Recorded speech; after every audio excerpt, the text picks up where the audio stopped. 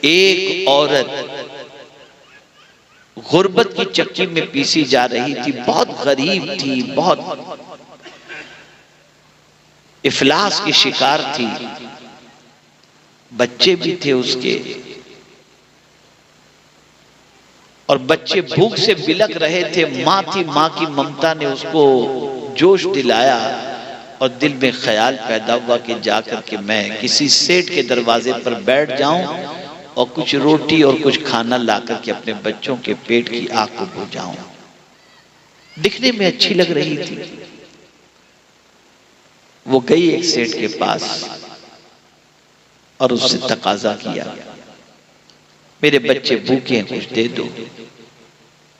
تو اس کا نفس بھی بھوکا تھا، اس نے مجبوری کا فائدہ اٹھاتے ہوئے اس خاتون سے کہا، تو اپنا وجود میرے حوالے کر دے، میں تیرے گھر کو اناج سے بھر دوں گا۔ وہ ڈری اور چلی گئی۔ پھر گھر گئی تو دیکھا بچے بھوک سے بلک رہے ہیں۔ پھر پلٹ کر کے آئی تو اس سیٹ نے پھر وہی خواہش کا اظہار کیا، تو اپنا وجود میرے حوالے کر دے، میں تیرے گھر کو اناج سے بھر دوں گا۔ ڈرتے ڈرتے اس نے ہاں کہہ دیا۔ کمرے میں گئی تو کانپنے لگی۔ اس سیٹ نے پوچھا، خاتون کیا بات ہے کہ تو کانپ رہی ہے، کیوں ڈر رہی ہے، تو تیرا بدن کیوں کانپ رہا ہے؟ قربان جائیے اس خاتون کے جواب پر، عرض کرتی ہے قیامت میں اگر خدا کے سامنے حاضر ہو جاؤں اور اس وقت جب میں حاضر ہوں گی تو میرا مولا مجھ سے اس جرم کے بارے میں سوال کرے گا تو میں کیا جواب دوں گی؟ بس اتنا سننا تھا۔ سیٹ کی آنکھوں کے سامنے سے پردے ہٹے اور ایک جملہ اس کی زبان سے نکلا، تو بھوکی پیٹ والی ہو کر اللہ سے اتنا ڈرتی ہے اور میں آسودہ ہو کر اللہ سے نہ ڈروں؟ اے اللہ مجھے معاف فرما دے، اب کسی عورت پر غلط نگاہ نہیں ڈالوں گا۔ اور یہ کہتے ہوئے اس خاتون سے کہتا ہے، تو جا، میں تیرے گھر میں سارا اناج بھجوا دوں گا۔ یہ عورت تھی، یہ خاتون تھی۔ آج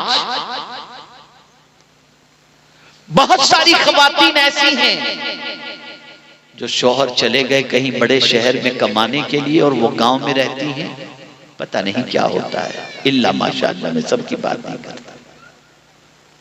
ڈرو اللہ سے، اس کی پکڑ بہت سخت ہے، بہت سخت ہے۔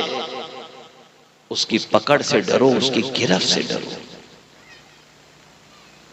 اے رسول اعظم صلی اللہ تعالی علیہ وسلم کے دیوانوں، اسی کے ساتھ ساتھ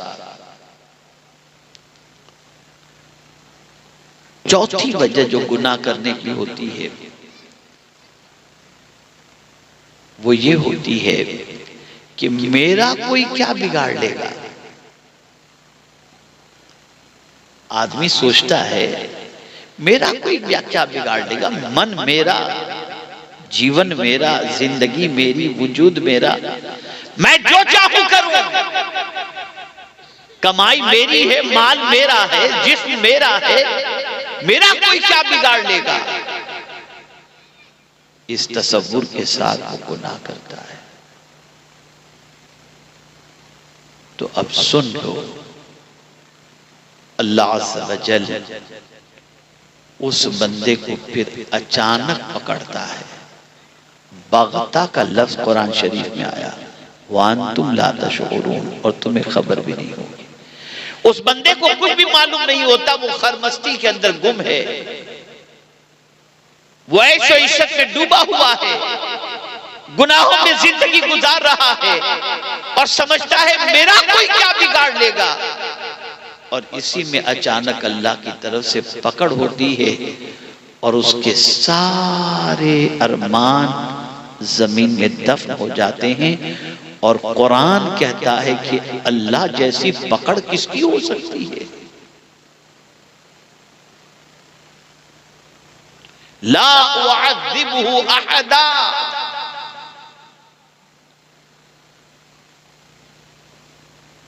میرے پیارے آقا صلی اللہ تعالی علیہ وسلم کے پیارے دیوانوں، انسان گناہ کرتا ہے تو ان وجوہات کی بنیاد پر.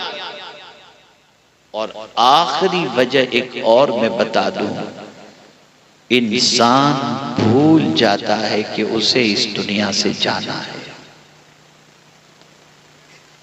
اسے آنا تو یاد ہے، جانا یاد نہیں. قرآن کہتا ہے وَاتَّقُوا يَوْمًا تُرْجَعُونَ فِيهِ إِلَى اللَّهِ.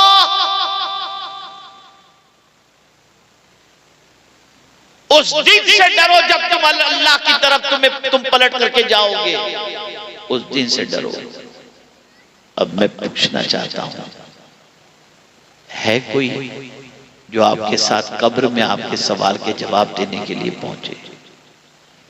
ہے کوئی جو قبر کی تاریکی کو دور کرنے کے لیے آپ کے لیے ہائیلوجن کا انتظام کر دے یا جنریٹر کا انتظام کر دے؟ ایک باپ بھی اپنے بچے کے ساتھ سوائے کفن کے کچھ نہیں بھیجتا. جانتا ہے میرا بیٹا بغیر گدے کے نہیں سوتا تھا، بغیر اے سی کے نہیں سوتا تھا، لیکن وہ باپ بھی اپنے بیٹے کو صرف کفن دے کر کے قبر کے حوالے کر کے چلا آتا ہے. کوئی نہیں آتا قبر کے اندر. نہ پنکھا لے جا سکتے ہو، نہ بلب لے جا سکتے ہو، نہ الیکٹریسٹی لے جا سکتے ہو، نہ ایئر کنڈیشن لے جا سکتے ہو، اور نہ کوئی تمہارا خدمت گزار تم قبر میں لے کر کے جا سکتے ہو. تنہا جاؤ گے، تنہا جاؤ. بندہ جب بھول جاتا ہے کہ اللہ کی طرف پلٹنا ہے تب بندہ گناہ کرتا ہے. اللہ والے گناہ سے اس لیے بچتے تھے کہ ان کی نگاہوں میں قرآن کی یہ آیتیں موجود تھی. وہ تنہائی میں بھی گناہ نہیں کرتے تھے، وہ مجمع میں بھی گناہ نہیں کرتے تھے، اور اسی کے ساتھ ساتھ اس تصور کے ساتھ وہ جیتے تھے کہ اللہ ہماری نیتوں کو جانتا ہے، ہمارے ارادے کو جانتا ہے. بہت ساری بہنوں کو جب پردے کے بارے میں کہا جاتا ہے تو کھل کر کے کہتی ہیں مولانا بس دل کا پردہ ہونا چاہیے، باقی تو کیا ہے. العیاذ باللہ. اور بہت ساری خواتین بہت سارے پیروں کے ہاتھ پہ دباتی ہیں اور سمجھتی ہیں اس سے ان کو ثواب ملے گا، نجات ملے گی، فائدہ ملے گا. یاد رکھیں کوئی بھی پیر مصطفیٰ جان رحمت جیسا پاک نہیں ہو سکتا. اور حدیث شریف سے ثابت ہے کہ آقا کریم صلی اللہ علیہ وسلم نے کسی غیر محرم کو کبھی چھوا نہیں، نہ اس کا ہاتھ اپنے ہاتھ میں لے کر کبھی بیعت کی.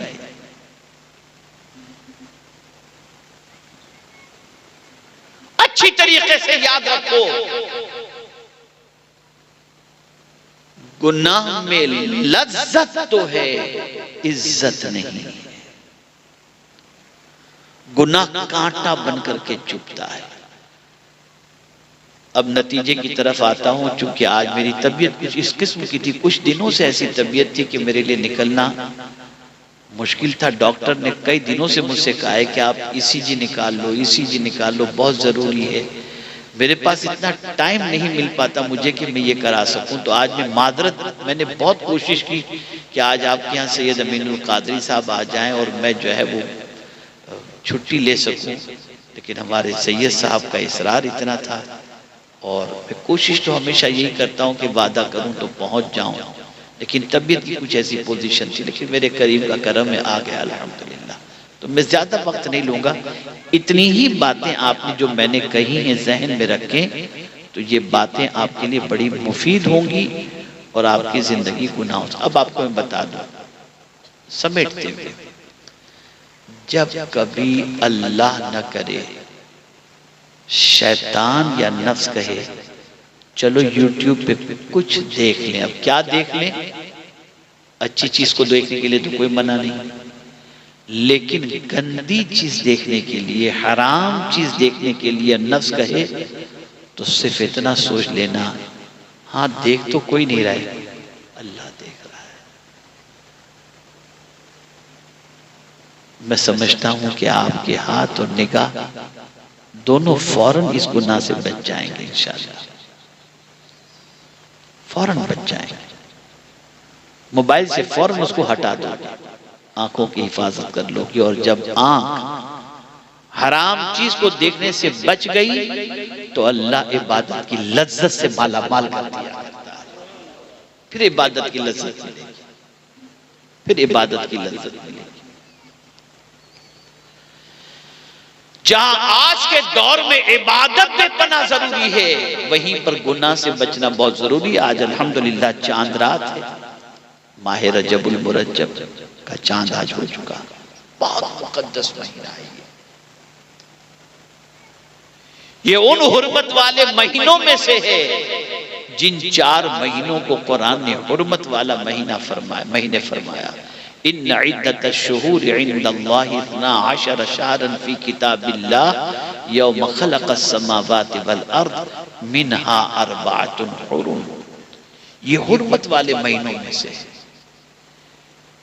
لیکن یہاں بہت سارے کام کی فضیلتیں احادیث میں موجود ہیں کہ اس ماہ مبارک میں یہ کرو، اس ماہ مبارک میں یہ پڑھو، اس ماہ مبارک میں یہ کرو، لیکن جب میں قرآن دیکھتا ہوں تو میری عقل دنگ رہ جاتی ہے۔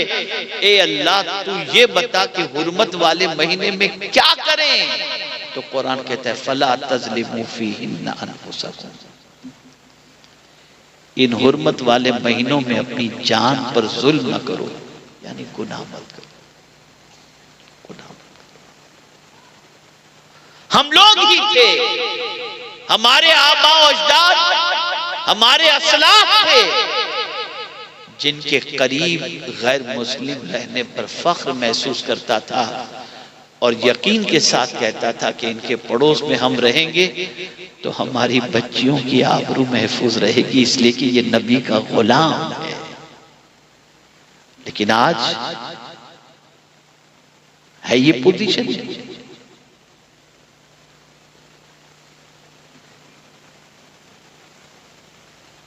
ڈرو اللہ سے، اپنے دل میں خوف پیدا کرو اپنے پروردگار کا، اور ساتھ ہی ساتھ یہ بھی بتا دوں جس کانفرنس کا نام آپ نے آمد مصطفیٰ صلی اللہ علیہ وسلم کانفرنس رکھا ہے، حضور آئے کیوں اور سارے انبیاء آئے کیوں، اور انہوں نے کس چیز پر سب سے زیادہ محنت کی؟ تو قرآن کہتا ہے وَلَا تُفْسِدُوا فِي الْأَرْضِ بَعْدَ إِصْلَاحِهَا، زمین پر اصلاح کے بعد بگاڑ پیدا مت کرو۔ حضور صلی اللہ علیہ وسلم یہی چاہتے تھے، اور سارے انبیاء نے یہ کوشش کی کہ انسان کا رشتہ گناہ سے ٹوٹے اور خدا سے جڑ جائے۔ انہوں نے اس کے لیے پتھر کے زخم برداشت کیے، لفظوں کے تیر برداشت کیے، یہ ساری چیزیں انہوں نے برداشت کی، اور برداشت کرنے کے بعد لوگوں کو سنوارا۔ کیسا سنوارا کہ ایک بھی مقتدی تیار حضور نے نہیں کیا، سارے مقتدہ تیار کیے، سارے پیشوا تیار کیے، سارے لیڈر تیار کیے، سارے قائد تیار کیے۔ سارے صحابہ کے بارے میں حضور فرماتے ہیں اصحابی کالنجوم فبأیہم اقتدیتم اہتدیتم، میرے سارے صحابہ آسمان کے تارے ہیں، ان میں سے جس کی پیروی کرو گے ہدایت پا جاؤ۔ تو آج خواتین سے بھی میرا پیغام، خواتین کو بھی یہی ہے اور مردوں کو بھی یہی ہے، بچوں گناہ سے ڈرو، اللہ سے۔ اگر کوئی بچ جائے گناہ سے، اگر کوئی رک جائے گناہ سے، تو ذہن میں شاید یہ خیال پیدا ہو کہ نیکی کرنے والوں کو تو جنت ملے گی، گناہ سے بچنے والے کو کیا ملے گا؟ تو میرے کریم نے فرمایا ان تجتنبوا کبائر ما تنہون عنہ نکفر عنکم سیئاتکم وندخلکم مدخلا کریما، اگر تم کبیرہ گناہوں سے بچو تو یہی بچنا چھوٹے گناہوں کا کفارہ بن جائے گا. اور اللہ فرماتے ہیں وَنُدْخِلْكُمْ مُدْخَلًا کریما، ہم تم کو عزت والے گھر میں داخل کر دیں گے. اور وہ عزت والا گھر جنت ہے. اور جسے اللہ جنت کے اندر داخل فرما دے اسے جنت سے کوئی نہیں نکال سکتا. تو آج گناہ سے بچنے کا ارادہ کرو. اس ماہ مبارک میں کثرت سے توبہ کرو اور نمازوں کی پابندی کرو. نیکیوں کے راستے پر چلو. ظاہر میں باطن میں چھپ کر کسی بھی طریقے سے تنہائی کے اندر رات کی تاریکی میں گناہ کرنے سے بچو کہ کہیں بھی تم اللہ سے چھپ نہیں سکتے. اللہ عز و جل کہیں بھی تم گناہ کرو وہ دیکھ رہا ہے اور اس کی پکڑ بہت سخت ہے. اور جو گناہ سے بچ جاتا ہے وہ مصیبت سے بچ جاتا ہے. جو گناہ سے بچ جاتا ہے، جو وہ بری موت سے بچ جاتا ہے، جو گناہ سے بچ جاتا ہے اللہ تعالیٰ اس کو عزت عطا کرتا ہے. جو گناہ سے بچ جاتا ہے اللہ تعالیٰ اس کو وقار عطا کرتا ہے. جو گناہ سے بچ جاتا ہے اللہ تعالیٰ اس کے رزق میں کشادگی عطا فرماتا ہے. اور سب سے بڑی بات یہ ہے جو گناہ سے بچ جاتا ہے اللہ اس کے دل کو سکون سے مالا مال کر دیا کرتا ہے. تو آج زیادہ وقت لیے بغیر میں انہی کلمات خیر کو آپ کی سماعتوں کے حوالے کر کے جو میں نے عرض کیا میں اپنی گفتگو کو ختم کرنے کی کوشش کرتا ہوں. اس میں کوئی شک نہیں حالات جو ہیں وہ کسی سے چھپے نہیں، لیکن قرآن نے واضح لفظوں میں کہہ دیا اگر تم اپنے حالات بہتر کرنا چاہتے ہو کہ تمہارے حالات اچھے ہو جائیں تو اس کو اچھا کرنے کے لیے تمہیں اسٹارٹ لینا ہوگا اپنے حالات کے سلسلے میں، یعنی اپنے ذات کے سلسلے میں. تم خود کو درست کر لو اللہ تمہارے حالات کو درست کر لو. اگر خود کو تم نے درست نہیں کیا تو حالات درست نہیں ہو سکتے. ایک آخری بات مجھے یاد آ گئی، شاید کہ سمجھ میں بات آ جائے. اب اسلام سے زبان پر رہ گیا. میں آپ کو یقین کے ساتھ کہتا ہوں کہ ابھی آبزرویشن میرے سامنے آیا تھا کچھ مہینوں پہلے، ہندوستان کے 50% مسلمان پہلا کلمہ بھی نہیں جانتے. پہلا کلمہ. اور اس کی دلیل میں آپ کو بتاؤں کہ جب کبھی ہم نکاح پڑھانے کے لیے جاتے ہیں اور دولہے کو پہلا کلمہ پڑھنے کے لیے کہتے ہیں، اعراب کی اتنی غلطیاں ہوتی ہیں اور اتنا غلط پڑتا ہے کہ اسے کس اعتبار سے ہم کہیں کہ یار یہ کیسا مسلمان ہے.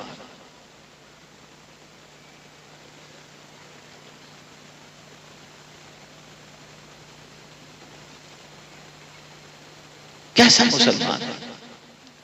تو ایک واقعے کے ذریعے سمجھاتا ہوں.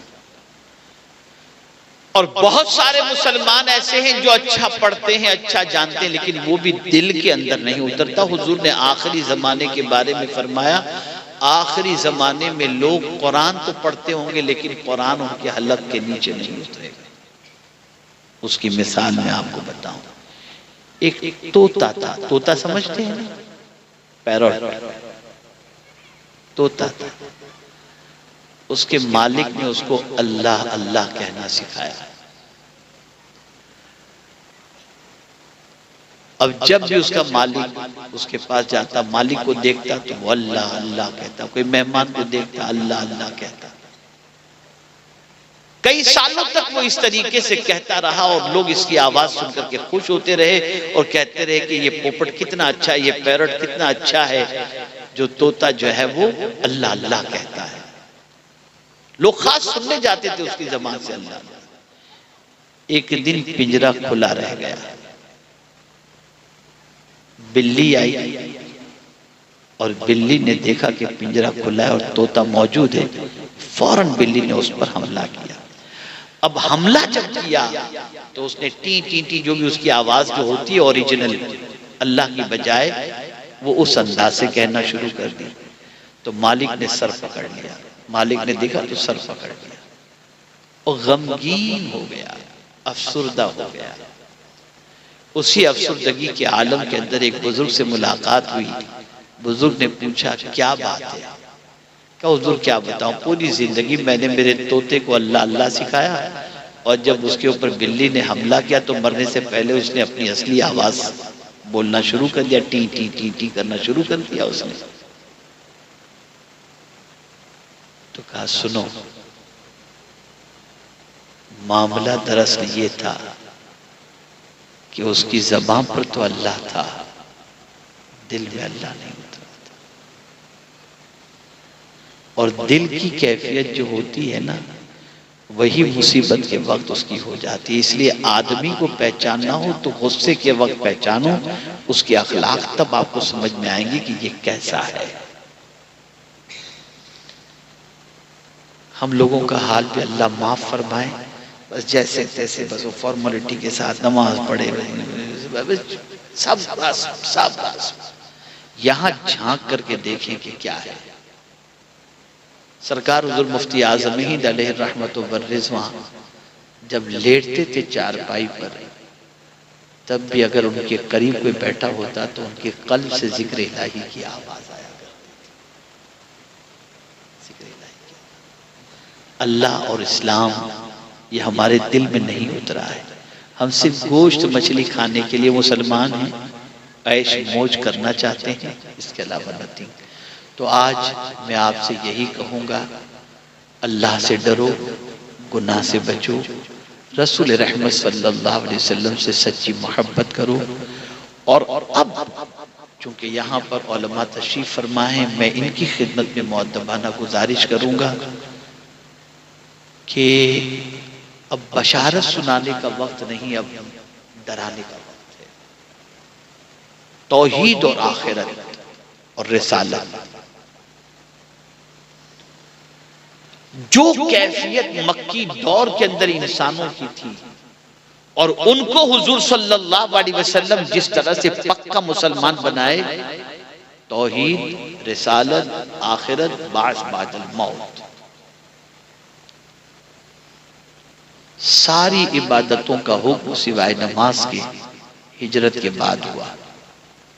اس سے پہلے یہ ساری چیزیں ہماری قوم کو اس وقت یہ بتانے کی ضرورت ہے کہ ہم اللہ سے ڈریں، گناہ سے بچیں، اللہ کی طاقت، اس کے رسول صلی اللہ علیہ وسلم کی محبت، قیامت میں جواب دہی کا تصور، اور اسی کے ساتھ ساتھ مرنے کے بعد اللہ کی بارگاہ میں حاضر ہونے کا تصور اور عقیدہ، یہ زندہ کرنے کی ضرورت ہے۔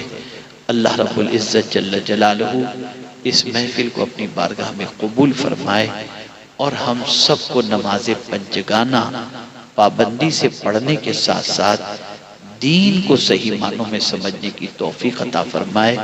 اللہ اور اس کے رسول کی اطاعت کی توفیق نصیب فرمائے، اللہ اور اس کے رسول کی نافرمانی سے بچنے کی توفیق عطا فرمائے۔ اور اسی کے ساتھ ساتھ میں ان لوگوں سے گزارش کروں گا جو اس مجمع کے اندر تھوڑا سا پیسہ رکھتے ہیں، دولت رکھتے ہیں، ان سے میری گزارش ہے کہ اپنی گلی محلے کے اندر چھوٹے چھوٹے مکتب کھولو، جس میں بچے آئیں، قرآن سیکھیں، دین سیکھیں اور چلے جائیں۔ ورنہ یاد رکھیے گا، آپ کے مرنے کے بعد آپ کا بچہ آپ کے لیے مغفرت کی دعا بھی نہیں کر سکے گا، اس لیے کہ اس کو نماز جنازہ کی دعا ہی نہیں معلوم ہوگی۔ اس لیے ضرورت ہے اپنی دولت کو بے جا خرچ کرنے کی بجائے آپ گلی کوچوں کے اندر مکاتب قائم کریں، اور یہ مکاتب قائم کر کے آپ کہیں گے ہمارے مولانا پڑھاتے نہیں ہیں، ٹائم نہیں دیتے۔ میں آپ سے کہتا ہوں ٹائم بھی دیں گے، پڑھائیں گے بھی۔ آپ کو اللہ نے دولت دیا ہے، ان کو اللہ نے علم دیا ہے، آپ فراخ دلی کے ساتھ ان پر دولت خرچ کریں، ان کو پیٹ بھر کر کے تنخواہ عطا کریں، اور ان سے کہیں کہ آپ بچوں کو پڑھائیں۔ اور یہ بات یاد رکھیے گا کہ کبھی بھی یہ پیسہ آپ کا ضائع نہیں جائے گا، اللہ عز و جل اس کا 10 گنا آپ کو عطا فرمائے گا۔ آج الجامعۃ الاشرفیہ مبارک پور، اور اس الجامعۃ الاشرفیہ مبارک پور میں جو ہے تو اس مبارک پور کے باشندوں کو اللہ نے دولت سے نوازا ہے، اس کی ایک سب سے بڑی وجہ ہے وہ یہ ہے کہ وہاں کے طلبہ کسی نہ کسی کے گھر پہ کھانے کے لیے جاتے ہیں اور لوگ اپنے گھر پر جو ہے کسی نہ کسی طالب علم کو بلاتے ہیں۔ شاید اب یہ سسٹم نہیں ہے، لیکن پہلے یہ سسٹم تھا تو اللہ نے بہت نوازا، بے پناہ نوازا، بے انتہا نوازا۔ یاد رکھیں، دین پر خرچ کرنے کے عوض کے اندر کبھی ضائع نہیں جاتا۔ آپ کوشش کریں اور اپنے آج کل اس طریقے سے میاں بیوی کے درمیان معاشرے کے اندر عدم اعتماد کی فضا قائم ہو چکی ہے کہ میں کیا بتاؤں، شوہر کا پاسورڈ بیوی کو نہیں معلوم، بیوی کا پاسورڈ شوہر کو نہیں معلوم، دونوں ایک دوسرے کے موبائل کو چھپا کر کے رکھتے ہیں۔ میں پوچھنا چاہتا ہوں کیا وجہ ہے، کیا راز تم چھپا رہے ہو؟